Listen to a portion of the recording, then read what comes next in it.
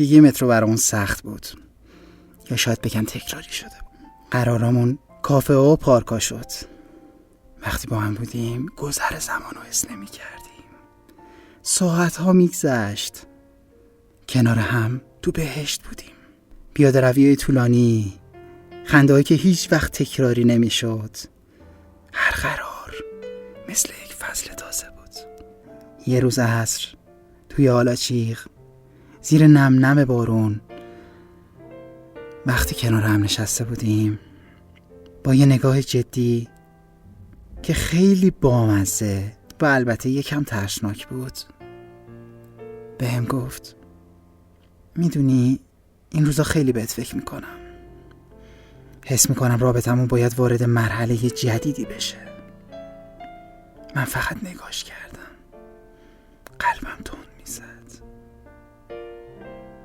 ادامه داد میخوام مامانمو ببینی. دلم میخواد مطمئن شه که انتخاب درستی کردم. یه لحظه دستام یخ کرد. هیجان، ترس، شادی، یه مخلوطی از حسا با هم قاطی شدن. این دیگه یه قرار ساده نبود. این یعنی آینده. آروم گفتم خوشحال میشم هر وقت آماده ای. چشماش برق زد.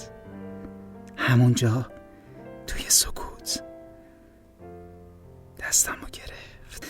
قصه ما از یه کتاب، مترو و دلدادگی شروع شد و حالا قدم به قدم به زندگی واقعی نزدیک می شد. شاید ادامه سخت‌تر باشه، شایدم نه، ولی هرچی باشه انگار سرنوشت